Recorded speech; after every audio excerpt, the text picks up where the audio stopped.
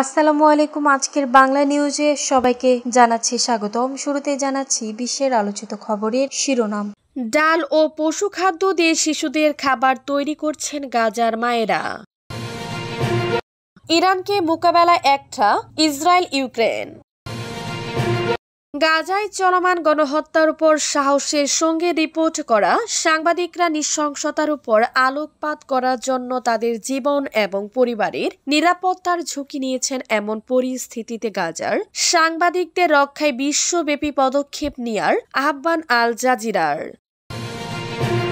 উত্তেজনাপূর্ণ পরিস্থিতির মধ্যে ওমান উপসাগরে ইরানি বাহিনীর সঙ্গে মুখোমুখি হলো একটি মার্কিন যুদ্ধজাহাজ। পিছু হটতে বাধ্য হলো মার্কিন যুদ্ধজাহাজ।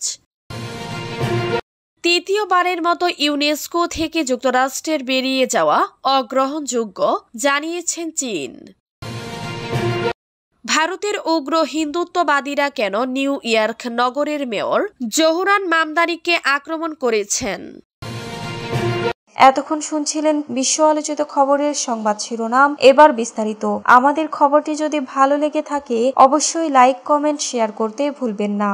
পশু খাদ্য দিয়ে শিশুদের খাবার তৈরি করছেন গাজার মায়েরা। পশু খাদ্য দিয়ে শিশুদের খাবার তৈরি করছেন গাজার মায়েরা। বুধবার 23 জুলাই কাতার ভিত্তিক গণমাধ্যম আল জাজিরার এক প্রতিবেদনে এ তথ্য জানানো হয়েছে। প্রতিবেদনে বলা হয়েছে, গাজাবাসী এখন খাবার ছাড়াই দিন কাটাচ্ছে। ইতিমধ্যে শতাধিক ফিলিস্তিনি অনাহারে মারা গেছে। শিশুরাও দুর্বল হয়ে পড়েছে। তাদেরকে সংকট থেকে বাঁচাতে মায়েরা ডাল ও পশু খাদ্য দিয়ে রুটি তৈরি করছেন। সূত্রটি আরো জানিয়েছে, গাজাবাসীকে এখন কেবল ক্ষুধার সংকটই মোকাবেলা করতে হচ্ছে না, বরং ধীরে ধীরে তারা মৃত্যুর দিকে এগিয়ে যাচ্ছে। ইসরায়েলি বাহিনী মূলত পরিকল্পিতভাবে দুর্ভিক্ষ সৃষ্টি করে যাচ্ছে। গাজার হাসপাতালগুলো অপুষ্টির উচ্চ হারে আক্রান্ত রোগীতে পরিণত। তাদের অবস্থা খুবই জরাগ্রস্ত। চোখগুলো কুঠোরে ঢুকে গেছে, দেহটাও হয়ে গেছে শীর্ণকায়। ইরানকে মোকাবেলায় একহাট্টা ইসরায়েল ইউক্রেন।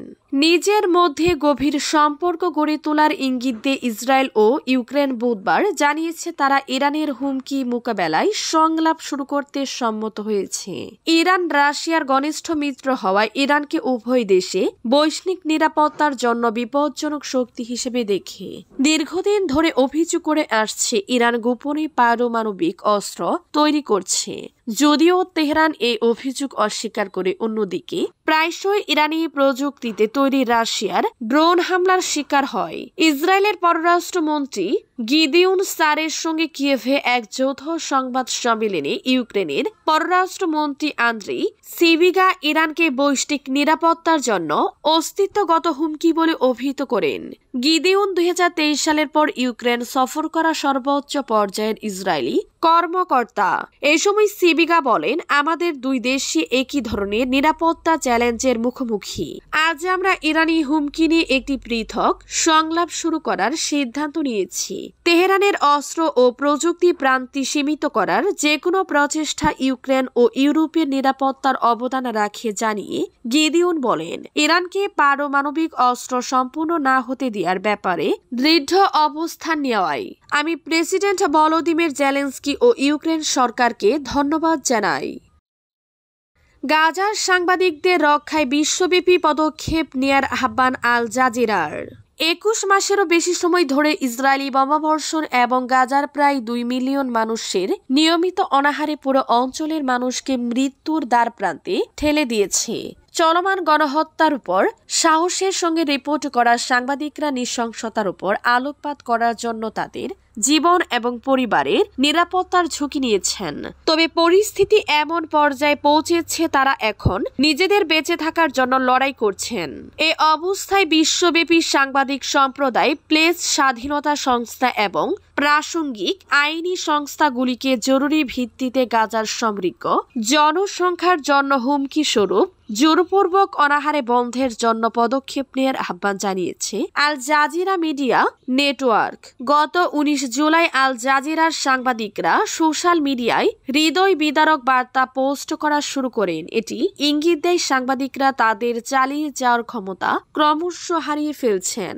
গাজায় আল জাজিরা আরবি চ্যানেলের সংবাদদাতা আনাস আল শরীফের একটি শক্তিশালী পোস্টে বলা হয়েছে, আমি 21 মাস ধরে এক মুহূর্তের জন্য কভারেজ করা বন্ধ করিনি। সাগরে মুখোমুখি যুক্তরাষ্ট্র ইরান পিছু হটতে বাধ্য হল মার্কিন যুদ্ধ জাহাজ। উত্তেজনাপূর্ণ পরিস্থিতির মধ্যে ওমান উপসাগরে ইরানি বাহিনীর সঙ্গে মুখোমুখি হল একটি মার্কিন যুদ্ধ জাহাজ। ইরানের দাবি, তেহরানের আঞ্চলিক জলসীমার প্রবেশের চেষ্টা করায় তারা মার্কিন জাহাজটিকে সতর্ক করে প্রতিহত করেছে। বুধবার রাষ্ট্রীয় টেলিভিশনের প্রতিবেদনে এ তথ্য জানানো হয়েছে। ইরানি রাষ্ট্রীয় টিভি জানায়, স্থানীয় সময় সকাল 10টা নাগাদ ইরানি সেনাবাহিনীর একটি হেলিকপ্টার ইউএসএস ফিটস জ্যানান্ট নামের মার্কিন যুদ্ধ জাহাজের উপর দিয়ে উড়ে যায়, যখন সেটি ইরানের তত্ত্বাবধানে থাকা জলসীমায় প্রবেশের চেষ্টা করছিল। ঘটনার সময় উভয় পক্ষ থেকে হুঁশিয়ারি উচ্চারণ করা হয়। প্রতিবেদনে বলা হয়, মার্কিন জাহাজটি পাল্টা হুমকি দিলেও ইরানি পাইলট বারবার সতর্ক করে বলেন তারা যেন ইরানের জলসীমা থেকে সরে যায়। শেষ পর্যন্ত যুদ্ধ জাহাজটি পিছু হটে ও গতিপথ পরিবর্তন করে বলে দাবি করেছে ইরান। এ নিয়ে এখন পর্যন্ত মার্কিন নৌবাহিনীর পক্ষ থেকে কোনো আনুষ্ঠানিক প্রতিক্রিয়া পাওয়া যায়নি। তবে ইরানি টেলিভিশন এক ভিডিও প্রকাশ করেছে, যেখানে দেখা যায় একটি হেলিকপ্টার থেকে একটি যুদ্ধ জাহাজকে পর্যবেক্ষণ করা হচ্ছে এবং পাইলট তাকে পথ পরিবর্তন করার আহ্বান জানাচ্ছেন। তৃতীয়বারের মতো ইউনেস্কো থেকে যুক্তরাষ্ট্রের বেরিয়ে যাওয়া অগ্রহণযোগ্য জানিয়েছেন চীন। ইউনেস্কো থেকে তৃতীয়বারের মতো যুক্তরাষ্ট্রের বেরিয়ে যাওয়া অগ্রহণযোগ্য বলে বিশ্বাস করে চীন। বুধবার 23 জুলাই দেশটির পররাষ্ট্র মন্ত্রণালয়ের মুখপাত্র গো জিয়াকুন এ কথা জানিয়েছেন। নিয়মিত এক ব্রিফিংয়ে জিয়াকুন জোর দিয়ে বলেন, যুক্তরাষ্ট্র তৃতীয়বারের মতো ইউনেস্কো থেকে বেরিয়ে যাচ্ছে এবং তাদের সদস্য পদ ফিও উল্লেখযোগ্য পরিমাণে পরিশোধ করা হয়নি। এটি কোনো দায়িত্বশীল বৃহত্তর শক্তির আচরণ নয়। চীনা কূটনীতিক উল্লেখ করে বেইজিং সর্বদা ইউনেস্কোর কার্যক্রমকে সমর্থন করে আসছে। জাতিসংঘের 80তম বার্ষিকীতে বিশ্ব সম্প্রদায়কে বহুপাক্ষিকতার প্রতি তাদের প্রতিশ্রুতি পূর্ণবক্ত করতে হবে এবং আন্তর্জাতিক আইনের উপর ভিত্তি করে ব্যবস্থাকে সত্যিকার অর্থে সমর্থন করতে হবে। জিয়াকুন জোর দিয়ে বলেন, ইউনেস্কোর লক্ষ্য হল শিক্ষা, বিজ্ঞান এবং সংস্কৃতিতে বিশ্বব্যাপী সহযোগিতা সহজতর করা। ভারতের উগ্র হিন্দুত্ববাদীরা কেন জোহরান মামদানিকে আক্রমণ করছেন? নিউ ইয়র্ক নগরীর মেয়র পদে ডেমোক্রেটিক পার্টির প্রাইমারিতে জোহরান মামদানির ঐতিহাসিক বিজয় যুক্তরাষ্ট্রের রাজনৈতিক অঙ্গনে আলোড়ন তুলেছে। কুইন্স থেকে নির্বাচিত ডেমোক্রেট, সোশ্যালিস্ট ও নিউ ইয়র্ক রাজ্যের আইনসভার সদস্য জোহরান তার নির্বাচনী প্রচারে নিউ ইয়র্ক শহর জুড়ে বাড়ি ভাড়া বৃদ্ধি স্থগিত করা, সরকারি অর্থায়নে শিশু সেবা প্রদান এবং সরকারি ব্যবস্থাপনার দ্রুত ও বিনামূল্যে গণপরিবহন চালুর মতো প্রগতিশীল নীতিগুলোর পক্ষে কথা বলেন। প্রাইমারি ভোটে নিউ ইয়র্কের বাসিন্দাদের মধ্যে বিভিন্ন ধর্মের